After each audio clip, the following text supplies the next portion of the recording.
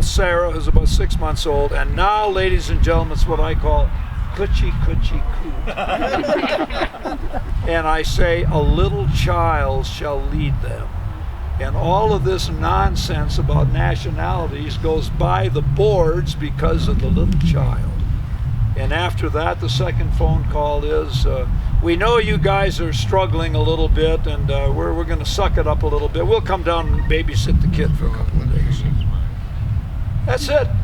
That's how it ends. That's how it ought to end. That's why we are the melting pot. The greatest thing that ever happened to the United States was immigration. Those are the people that did all the damn work. In a lot of cases, still do the work.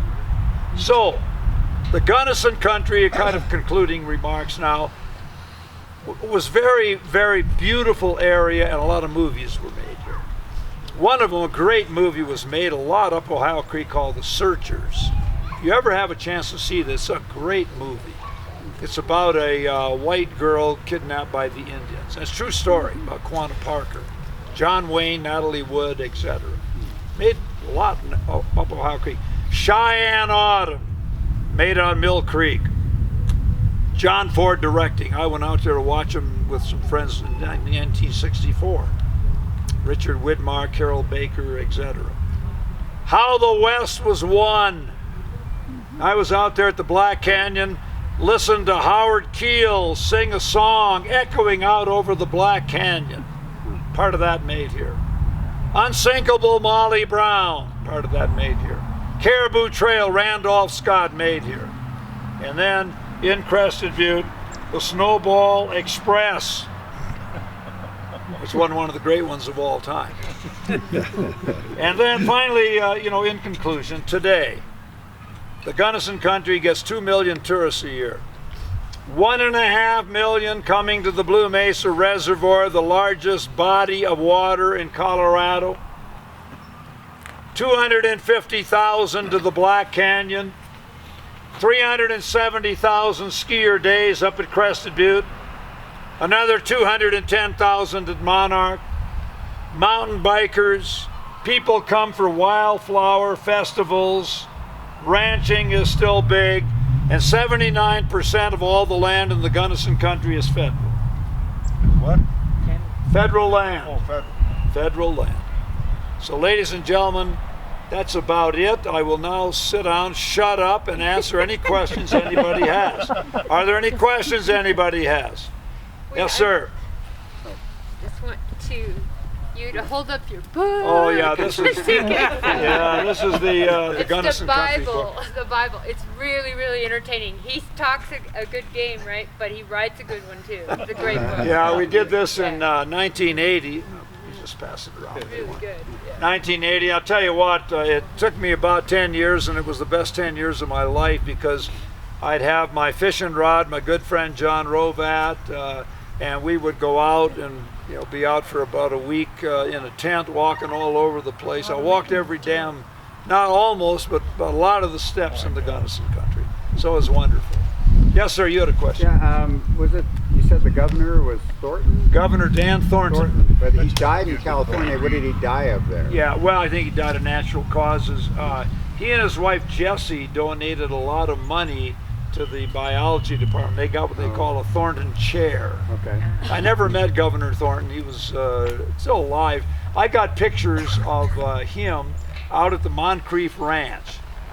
Tex Moncrief, multi-millionaire. And in that photograph, some of you folks remember some of the names, Phil Harris and Alice Faye, remember them on a radio program. The great golfer Ben Hogan is there. And Governor Thornton and his wife are there. And I'm trying to get others identified, but they have a whole. That's out Ohio Creek? No, it's on the Moncrief Range, just west of town. Oh, okay. About 2-3 miles west. You know where Lee Span's ranch is? If you hang a left right about there, and you hit the Gunnison Big River. Iron Gate. Can't miss it. The Moncrief's Gate. Yeah, yeah. So, and they still own that area out there. Yes, sir. Do you know about Sergeant's Mesa? The memorial to the Vietnam?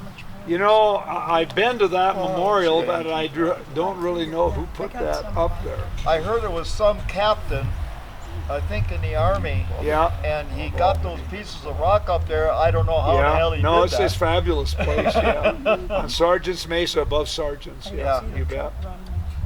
Any other questions? Yes, ma'am. Where was the Thornton Ranch? If you go out of town, you know where and hang left, like you're going up Ohio Creek, about 4 miles out of Gunnison. That area is known as Castle Mountain and North Elk Meadows, and that was Dan Thornton's ranch.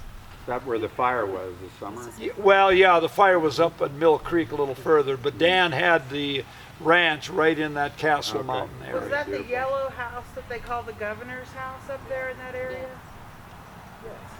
I don't know the yellow house. It's on 48. It's on 48 as you're going up towards Seneca Road on the upper Castle Mountain. Okay, that could be. I don't know that. I don't know that. Yeah. Any other questions anybody has? If not, I thank all of you. One thing, this morning we had a nice tour of some of the railroad. Oh, good. And the discussion was made about all the derailments. So I know you have a great story about all the paperwork with the derailments. A guy named Finnegan, could you share that with us? Well, the story is they had a lot of derailments primarily in the Black Canyon. One engineer said it vomited avalanches in the spring of the year. So you had to wait. When they went through there, they always had a car ahead of it, and then they were going through there at about 1 mile an hour. Because if you came around a curve and there were rocks on the track, you had to be able to stop, so you had to be real careful. Other derailments came from rock slides or avalanches, and one of the famous stories was a guy named Finnegan, who was the individual who wrote up reports whenever they had a wreck. So between Sergeants and Gunnison, whenever they had a wreck, he had to write up the report. So he wrote up the report one day, 2 pages, and his boss said, "This is too damn long. I don't want to read Leo Tolstoy's War and Peace. The next time we have a wreck, write it up a little less." 2 months later, another wreck, 1-page report. Again, his boss said, "Too long, next wreck shorter." So the third wreck comes about 2 months later, and Finnegan filed the following report. "Off again, on again, gone again, Finnegan." That's good. That's about how short as you can make it. We want to thank you, Duane, for coming out today and giving us some awesome, intriguing Well, now before we do local anything, history. Brigida, you and Tasha, come up here. I'm going to introduce you to a couple of folks from Steamboat Springs. Brigida Wick, Casa, her daughter. When I came here, the ski coach at Western was a guy named Sven Wick. That's Brigida's father. And he was a 2-time Olympic coach. And he left here in '68. They went to Steamboat, started the Steamboat Touring Center. And they come up and stay at KOA Campground. Didn't know they were going to be up this week. But Sven Wick, there have been 3 or 4 people in my life that on a scale of 1 to 10 was an 11. And Sven was 1. And I used to tell him, "Sven, I always want to be like you as a professor and a coach and a person." And I said, "Sven, I'm only halfway there, but I'm working on it." And when I gave his eulogy in Steamboat in 2016, people came from all over the world. So anyway, I wanted to introduce 2 of my great friends who are here. Give them a hand. I'm glad you guys could come. So anyway, thanks for coming, and there's a lot of food over there, so finish off the food, and I'm going to hang around here. I'll move around a little slowly with my walker, but thanks for coming, everybody. Thank you. Thank you. What a wealth of knowledge. We appreciate it. Well, I enjoyed listening to you on the radio. Well, thank you.